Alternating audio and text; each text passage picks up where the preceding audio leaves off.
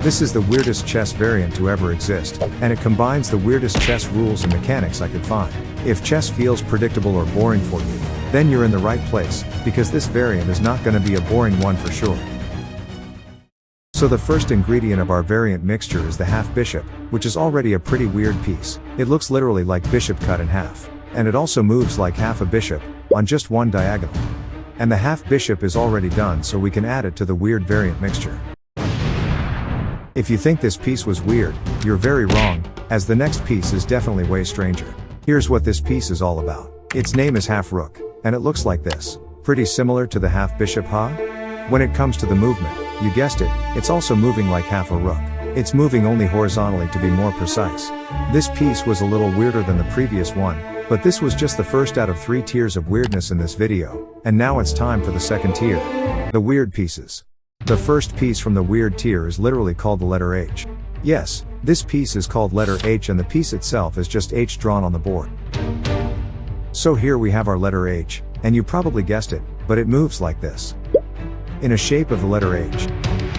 And there's obviously a white version to this piece, as well as every piece we talked about so far has a different color version.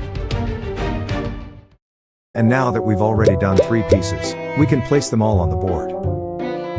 And by the way, I didn't leave this board as normal either. It's 10 by 10 instead of 8 by 8 now, and it's still empty as you can see, so let's fill it up real quick. Starting with the king, which is just the word king wrote on some background. There is a white version for our king too, of course, and obviously the game ends when the king is captured. Not checkmated, but captured in this variant. It obviously moves differently too. This is how.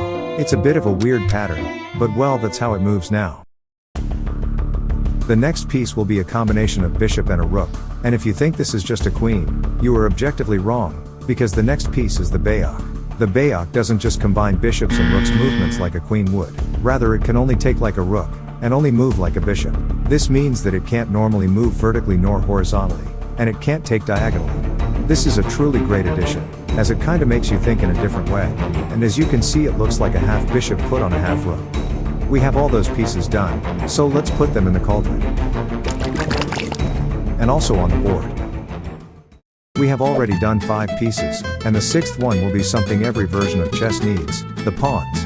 Pawns in this variant are actually taken from a different game, which you probably know of. This game is called checkers, and from now on, our pawns are called checkers. They move like them, and I've drawn a checker also so they look like one too.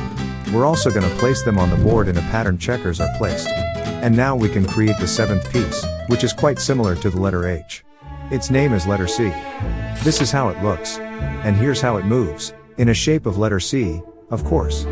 Great. But after this piece is where it really gets interesting, especially when it comes to this piece, which we'll talk about in a moment. But before that, we gotta talk about the assassin, which can literally capture a piece without moving. But first, the drawing. Unfortunately, I couldn't draw a real assassin due to my lack of drawing skills, but then I got an idea to draw just the knives that he uses to throw at his opponents. So from now on, the assassin looks like this. Now let me explain its movement. So, the assassin moves and captures exactly like a bishop and a knight combined. Additionally, it can use its ability of throwing knives vertically and horizontally, so it can capture without moving in those directions. And that being said, we have the assassin done. We have only a few more pieces in the weird category.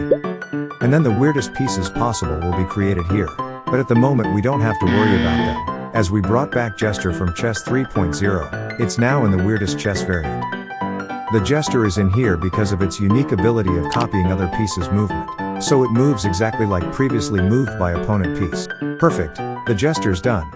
Now we got a bit stronger version of the Jester, the Joker. The Joker moves like every piece that was moved in the last 3 moves. That is a lot stronger than the Jester, so if I played this I would honestly kill the Joker as soon as possible. And next we have kind of a cool piece. It's called the Piece Swapper. You can deduce what it does from its name. Basically it just swaps pieces. Here's exactly how it works. So, the piece itself doesn't move. You have to protect it with other pieces, because when it's alive, you can make 2 pieces switch places, which can lead to some interesting tactical shenanigans. And this piece we're about to talk about is the last piece from the weird tier. After this the pieces will get exponentially weirder and weirder, so stay tuned for that. Meantime, let's create this piece, which surprisingly looks like a normal bishop. And if you ask, Chess Traps, what's up with this piece? Why does it look like a bishop? I answer it's because it moves like 1-2, but the twist is, when it moves it changes itself into a knight. Same with the knight, it'll change to a bishop after moving. I named this piece knishop, it's knight and bishop combined. Alright, cool, but this means we're finished with the second tier pieces. Let's add all pieces to the weird variant mixture. And now we will talk about the weirdest pieces of this entire video, which are the strangest pieces I could come up with. They have a ton of mechanics you never heard of for sure. Let's take air as an example. Air is a piece that moves like a rook, but it has one new mechanic.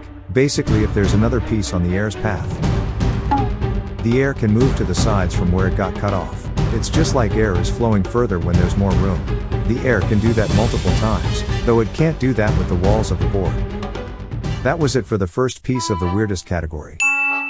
We'll do the next two pieces at the same time, as they are quite similar. I'd say those two are a bit of a bigger ones, literally. Take a look at that.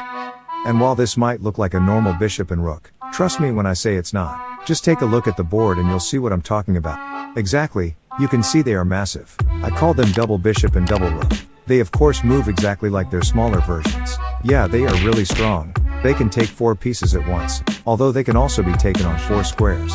You probably haven't seen it in a long time, but the board looks like this now. Unluckily there's not enough space for the big pieces now, but whatever, we'll figure it out later. This next piece is pretty funny, I have to say, and let's say that if you like it you have to subscribe. Its name is Obi-Wan Kenobi, and this is how it looks like. Hello there. Here's how it moves. So, it moves like a queen. And additionally to that it can capture without moving like a horsey. Obi-Wan isn't really innovative when it comes to mechanics, but it's quite funny, that's why it got put in the weirdest category. Did you like it? I think you did, so subscribe. The next piece is the ball. The ball has some weird rules, as when you move it, you can only choose the number of squares you want it to move. Then it goes that number in a random direction. So to be honest, you have not much control over this piece, but it's meant to be weird after all, so it's fine. And the piece I was talking about earlier in the video can come to life now. Here's how it looks like. It has an unorthodox name too, as it's literally called, I don't know what is that. Its movement can be represented by its looks, because it's a complete chaos. I mean, just look at that. The red squares show you where it moves, and it's just noise on the board, but it's the weirdest chess variant after all, so it's meant to be like that. There's also a second version of this particular piece. It's named I don't know what is that too, and it even moves similarly to first version of itself. I think these two pieces were the strangest pieces in this entire video, and believe it or not, but they were also the last ones. Our mixture is finally ready and here's the result of it. I really hope you enjoyed this video and subscribed. Goodbye.